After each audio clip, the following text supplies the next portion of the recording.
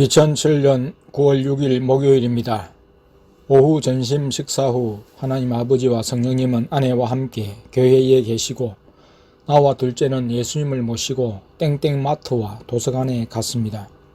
도서관에서 나는 나 홀로 집에 쓰리를, 둘째는 신나는 동물 농장을 보았습니다. 막내는 학교에서 바로 피아노 학원을 갔기에 따라가지 않았습니다. 아내는 교회에 있으면서 대물 방언이 완전히 열렸습니다. 청소를 하는데 강대상이 나도 닦아줘, 이불은 나는 씻어줘 했다고 말했습니다. 나는 예수님과 함께 은행에 들려 통장에 남은 돈을 찾았습니다. 땡땡마트를 갔다가 도서관에 있다가 다시 땡땡마트를 들려 교회로 왔습니다. 클레이와 고무 찰흙 재료를 둘째에게 사 주셨습니다. 예수님이 아내에게 어디로 갈까 했습니다. 아내가 순종할게요 하니 땡 집사님 집으로 가자고 하셨습니다. 하나님 아버지, 예수님, 성령님이 함께 하셨습니다. 예수님이 간다고 전화를 하라고 하셨어. 휴대폰으로 해도 받지 않아 집에 했는데 둘째 아들이 받았습니다. 엄마에게 우리가 집에 가는 것을 말하라고 했습니다. 예수님이 성도가 운영하는 김밥집에 들려 김밥을 사가자고 하셨습니다. 아내가 몇 줄을 살까요? 10줄을 살까요? 하니 예수님이 7줄 하셨습니다. 예수님이 좋아하는 숫자였습니다. 아파트에 도착하여 주차장으로 내려가기 전에 땡 집사님에게서 집에 도착했다며 전화가 왔습니다. 집사님, 아파트에 들어왔습니다 했습니다. 정확했습니다. 집에는 땡 집사님과 둘째 아들이 있었습니다.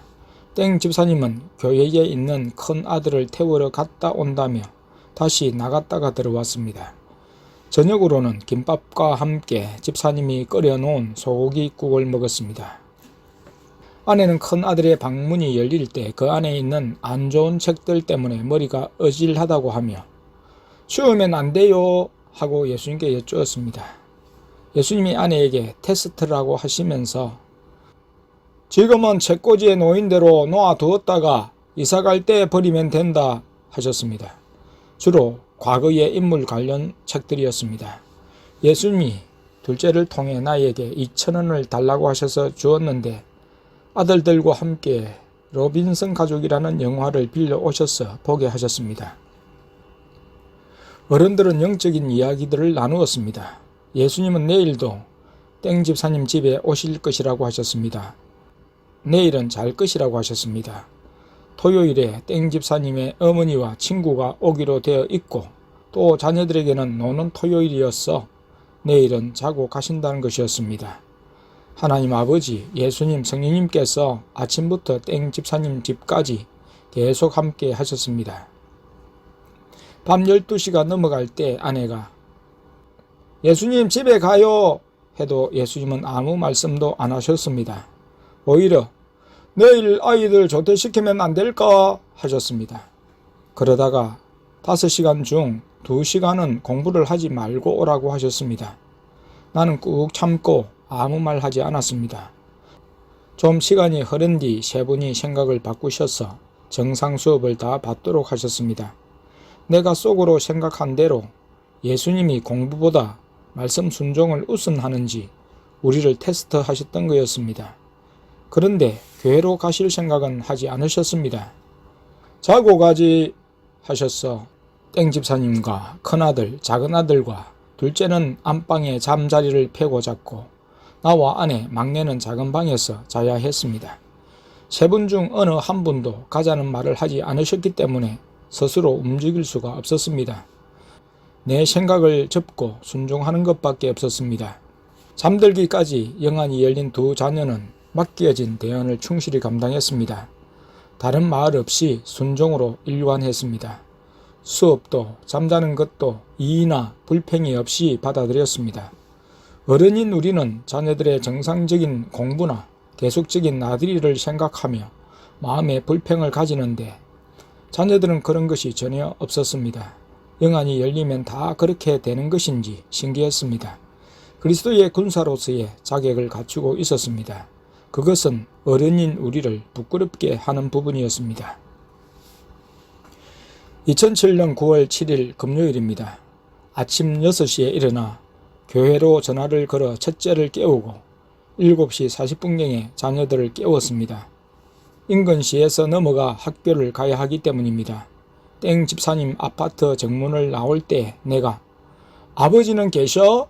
물으니 자녀들이 천국에 계시고 예수님과 성령님은 우리 차 안에 타고 계시다고 했습니다.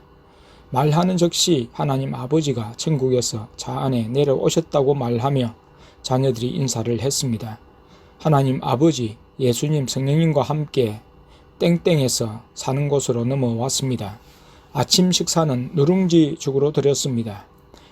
계속 바깥 나들이를 하는 관계로 시장도 보지 못하고 밥도 하루 24시간 유효기간을 넘겨버리기 일쑤였습니다. 예수님이 밥이나 음식이 오래되면 먹지 말라고 하셨습니다. 밥을 한지 24시간이 넘으면 버리라고 하셨습니다. 영안이 열린 두 자녀의 눈으로 보면 실제 시간이 지난 밥이나 반찬 등에는 귀신들이 자리 잡고 있었기 때문입니다. 오후 자녀들이 학교에서 돌아오면 하나님 아버지, 예수님, 성령님 세 분이 바로 인근시 땡 집사님 집에 간다고 하셨습니다. 내일은 자녀들도 학교에 가지 않기 때문에 땡 집사님 집에서 자기로 되어 있었습니다. 마침 땡 집사님의 어머니와 친구도 멀리에서 오기로 되어 있었습니다. 인근시로 갈 즈음에 땡 집사님에게서 전화가 왔습니다. 땡 목사님 가족이 자기 집에 온다며 땡땡 터널을 넘고 있다고 했습니다. 우리가 집에 들어갈 때에 사모님과 딸은 와 있었고 땡 목사님은 이발을 하느라 조금 늦게 왔습니다. 사모님이 딸이 생일이라는 말을 하자 예수님이 아내와 사모님과 땡 집사님 그리고 둘째와 딸을 데리고 땡땡 마트로 가셔서 선물을 사주셨습니다. 땡 목사님 부부는 금요 기도회가 있어 딸을 남겨두고 오후에 가고 우리는 그대로 남아 이야기를 했습니다. 저녁 식사는 닭 불고기를 먹었습니다. 오늘 금요 기도회는 예수님이 땡 집사님이 다니는 교회의 기도회에 참석하신다고 하셨습니다. 땡 집사님과 아내, 막내를 지목하셨습니다. 그러다가 나중에 나도 함께 가라고 하셨습니다. 오후 8시쯤 예수님이 둘째를 통해 땡 집사님에게 교회에 안 가니? 하셨습니다. 땡 집사님은 밤 9시 30분이에요 하고 흘려들었습니다. 나중에 시간이 다 되었을 때에야 오늘 저녁 8시에 시작하지. 특별 강사 목사님이 인도하는 기도회이지 했습니다. 급하게 준비해서 집사님의 차로 교회를 갔습니다.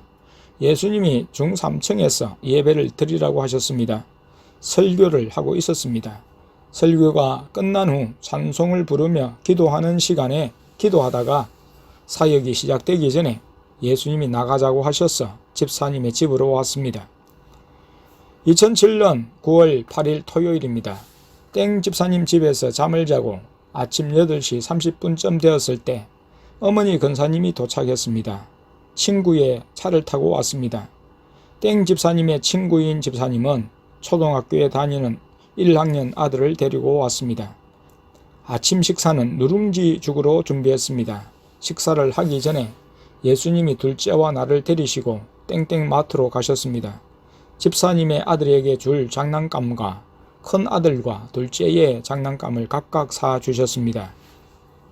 집사님의 어머니 권사님은 영안이 열려 하나님 아버지와 대화로 인도받고 있었습니다. 권사님이 예배를 들었으면 하여 누가 인도할까요? 하니 예수님이 나에게 인도하라고 하셨습니다. 찬송을 3곡 부르자 예수님이 설교를 하라고 하셨습니다. 설교를 하고 축도로 예배를 마쳤습니다. 권사님은 그동안 하나님과 대화 중에 약속받았던 것들을 따로 둘째와 막내를 통해 확인하는 시간을 가졌습니다. 아내를 통해 함께 온 친구 집사님에게 불사역을 했습니다. 아들에게 내가 방언을 주러 했을 때 예수님이 둘째를 들여보내 중지시키셨습니다. 아빠, 허락 없이 하면 안 돼요. 무슨 이유가 있는 것으로 생각되었습니다. 아내를 통해 불사역은 하게 하셨는데 예언을 통해 회개의 제목들을 알려주시고 따라 회개하게 하시고 영접 기도를 하게 하셨습니다. 아들이 유아 세례를 받지 않았고 교회의 엄마를 따라 나가지만 예수님을 영접하지 않았기 때문이었습니다. 오늘 땡 집사님이 이사할 아파트를 볼 예정이었습니다. 오전 11시에 만나기로 되어 있었는데 예수님이 오늘은 권사님과 대화도 나누며 가지 않으신다고 하여 취소 전화를 앞서 하라고 하셨습니다. 대신에 그저께 땡 집사님 집을 매매로 부동산에 내어 놓았는데 젊은 부부가 집을 구경 온다고 연락이 왔습니다. 곧 부동산 관계자와 함께 와서 집을 둘러보고 돌아갔습니다. 오후에 모두가 우리가 사는 곳으로 이동하여 권사님과 친구분은 땡 목사님을 만나러 가고 땡 집사님과 우리 가족은 교회에 있었습니다. 땡 목사님을 만나고 온 권사님과 친구분은 저녁으로 국수를 들고는 다시 경북으로 올라갔습니다. 며칠 만에 교회에서 잠을 잘 수 있었습니다. 밤 10시에 예수님이 잠자리를 폐라하시고 오늘은 일찍 자라고 하셨습니다. 경북에 사시는 권사님은 20년 전부터 하나님 아버지와 대화를 하며 홀로 외롭게 믿음 생활을 해 오신 분인데 자녀들도 교회 목사님도 권사님을 알려고도 하지 않고 인정하지 않으려고 했습니다. 둘째를 보고는 부둥켜 안고 한참 동안 기도를 하며 사랑의 표현을 했습니다. 하나님께서 크게 쓰실 것입니다 라고 했습니다.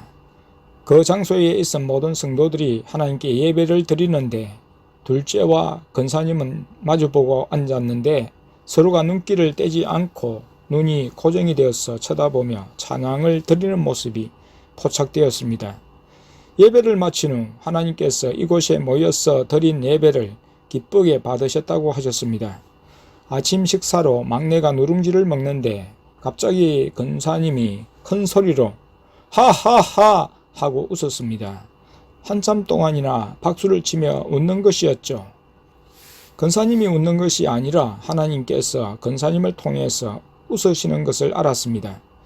그 웃음은 거룩한 웃음이었습니다. 권사님은 반영안이 열린 상태로 믿음 생활을 했고 하나님과 동행하며 살고 귀신 쫓는 사역을 많이 하며 귀신 쫓는 것도 각 개인에 따라 사역이 다르다고 했습니다. 예수님께로 돌아오기 전 점치는 일을 했고 하나님을 만난 후 마귀의 정체를 흔히 알기에 그쪽으로 쓰임을 받는 것이었습니다. 권사님은 하나님께서 항상 최고 좋은 것을 사라고 하신다고 했습니다. 음식 구별도 했는데 음식 구별인지도 모르면서 지금까지도 하고 있는 것이었습니다. 하나님께서 찾아오신 후 비싼 소고기를 거의 매일 사 먹게 하셨고 다양하게 간섭을 하셨는데 누군가 가르쳐 줄 사람이 없었기에 더 깊이 열리지 못한 부분이 있었습니다. 많이 사장되었다고 했습니다. 하나님께 받은 말씀이 많았는데 기도원을 가도 잘못 받았다고만 했지 일치되는 것이 없었다고 했습니다. 막내를 데리고 방으로 들어가서 여태껏 마음에 고이고이 간직한 말씀들을 점검을 받았는데 다 일치되었고 초원교회 교회님을 받았다고 했습니다. 권사님의 삶은 하나님의 말씀에 무조건 순종이라고 했습니다. 초원교회의 삶도 무조건 순종입니다. 순종이 제사보다 낫다고 하신 말씀이 일치가 되었습니다. 기도보다도 하나님의 말씀에 무조건 순종하는 것이 얼마나 어려운가를 절실히 깨달으며 하루하루를 살아가는 우리 가족입니다. 권사님이 걸어온 길이 힘들었지만 하나님의 보호와 간섭을 받는 생활이었기에 아름답게 느껴졌습니다. 다음은 땡순이의 기록입니다. 기숙사 짐을 싣고 할머니가 계시는 병원에 가기로 되어 있었습니다. 차를 타고 가는데 아빠가 기숙사에 있으면서도 교회에 가지 말라고 했습니다. 그래서 나는 갈 거예요 하니 거기에 빠지면 안 된다 하는 거였습니다. 네가 그럼 뭐가 좋은지 한번 말해봐라 하는 말에 멈칫했습니다. 무슨 말을 해야 할까 생각이 안 났기 때문입니다. 목사님 말씀이 맞고 좋아요 이렇게 말하니까 아빠는 또 다른 말을 했습니다. 병원에 왔을 때 영적으로 힘주세요 하며 기도하고 들어갔습니다. 할머니 상태를 보니 너무 안 좋았습니다. 뿔 달린 마귀와 아기 귀신을 보았습니다. 병원에 있으면서 할머니 회개 기도하게 해주세요. 이 모든 병이 회개를 안 해서 나타나는 병이란 것을 알게 해주세요 라고 기도했습니다. 저녁을 먹으러 엄마 아빠와 셋이서 땡땡땡스에 갔습니다. 예수님 같이 가주세요 라고 기도를 했습니다. 저녁을 먹는데 아빠가 만약 네가 외삼촌한테 가면 땡신척에 연락을 해서 제명해 버릴 것과 니도 같이 함께 하게 할 거야 라고 말했습니다. 그래, 같은 하나님의 가족이면서 나만 쏙 빠지면 안 돼.